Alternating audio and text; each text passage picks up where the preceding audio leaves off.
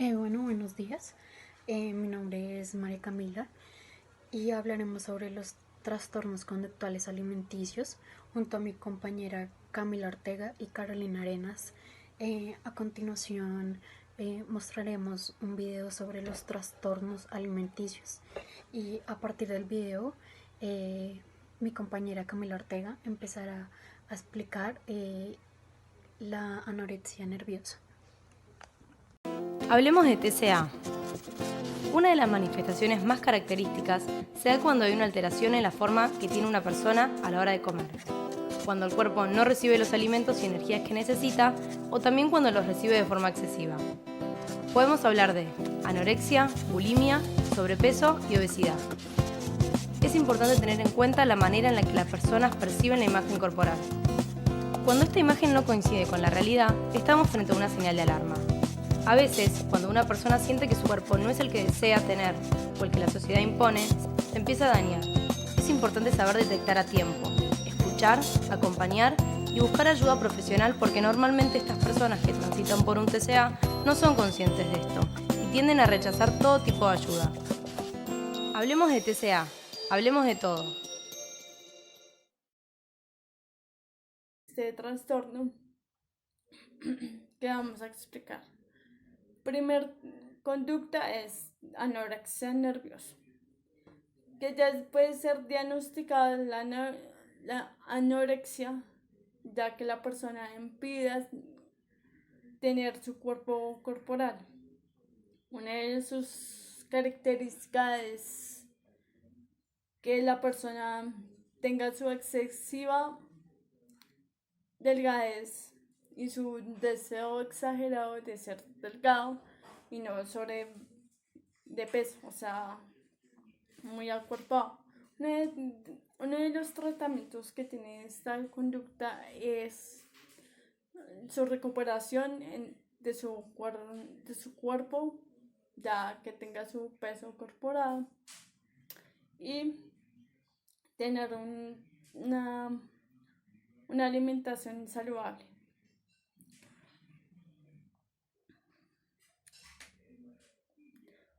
¿Qué previene esta conducta?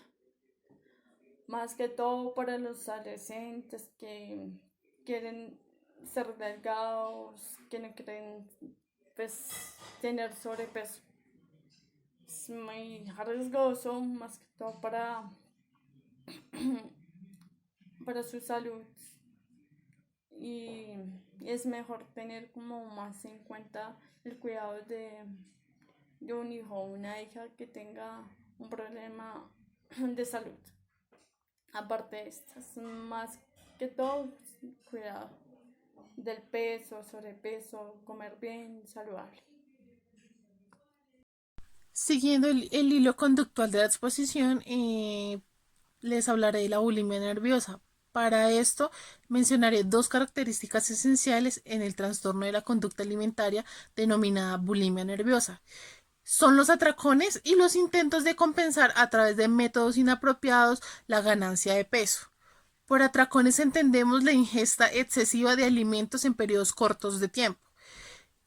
De esta manera, según estudios, evidenciamos que la bulimia es mucho más común en mujeres que en hombres. Esta comienza normalmente poco después de que se da la anorexia nerviosa, normalmente en la etapa tardía de la adolescencia y a principios de la edad adulta. Las personas que la padecen generalmente requieren una cantidad de calorías más grande durante periodos de compulsión. La ingesta de calorías va de 2000 a 5000 durante atracón. Esto es el doble de lo que ingiere una persona en todo su día. Después tratan de controlar la ganancia de peso bajo la implementación de dos formas. La primera es mediante el vómito y la segunda el uso inapropiado de laxantes o purgantes.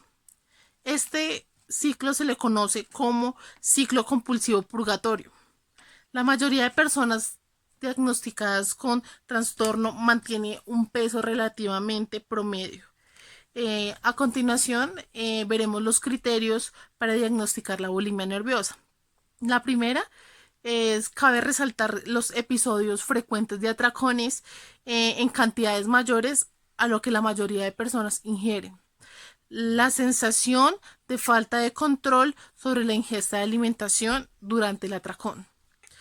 La segunda, la conducta recurrente para compensar el hecho de comer compulsivamente, que incluye implementar vómito, hacer ingesta de laxantes, tener ayunos y hacer rutinas de ejercicio excesivas. Los atracones y las conductas compensatorias se presentan por lo menos 2 veces a la semana en un periodo mínimo de 3 meses. 4. Y es la autoevaluación influida por el exceso de peso y la figura. La epidemiología y los factores de riesgo.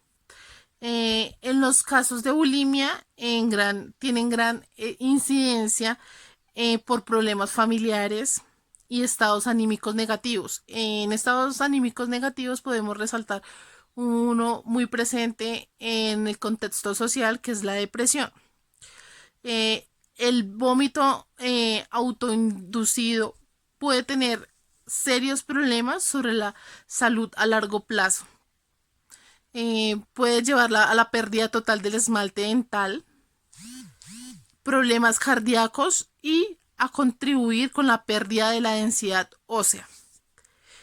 El uso de laxantes puede provocar cambios en el balance electrolítico de los fluidos corporales y producir arritmias cardíacas. Causa de los trastornos de la conducta alimentaria. Como causa se destaca la baja autoestima, la imagen corporal distorsionada que el sujeto tiene y una psicología normal general. Bueno, como tratamiento se da la terapia cognitiva tanto individual como grupal. Parece ser muy eficaz como tratamiento en el trastorno alimenticio de la bulimia nerviosa. La combinación de la terapia cognitivo-conductual y la fluoxetina fue ligeramente más eficaz que el uso de la terapia cognitivo-conductual sin implementación de medicamento, ya que estos se enfocan en romper el ciclo compulsivo purgatorio, bien sea evitando los atracones o evitando que se dé la purga. Muchas veces los tratamientos involucran el automonitoreo, entrenamiento de la relajación, identificación y modificación de distorsiones cognitivas y desarrollo de mejores sentimientos de autoeficacia y alteración del ambiente donde éste requiera. Bueno, yo les vengo a hablar sobre los atracones.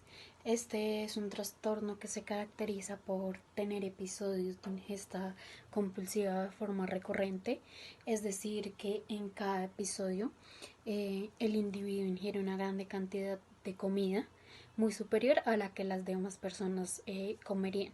Cuando ingieren grandes cantidades de comida, pierden el control y cuando lo hacen sienten culpa y depresión. Hay conductas que tienen este trastorno, como lo es tener grandes balances de peso, es decir, cuando suben y bajan recurrentemente de peso. El segundo es estar continuamente a dieta, es decir, que no está conforme con su cuerpo. El tercero es cuando este tipo de individuos esconden la comida para que su zona de confort no se den cuenta cuando come y cómo ingiere la comida. El cuarto es cuando tienen cambios de ánimo recurrente o cambia de ánimo con mucha facilidad. Y por último, este tipo de conducta o de trastorno puede producir soledad. Hay dos conductas que caracterizan este atracón. El primero es el ir picando comidas de manera compulsiva entre comidas e intervalos muy largos. El segundo es el consumo de comidas, y, es decir, cuando una persona ha almorzado y se siente llena, pero aún así quiere seguir comiendo y comiendo.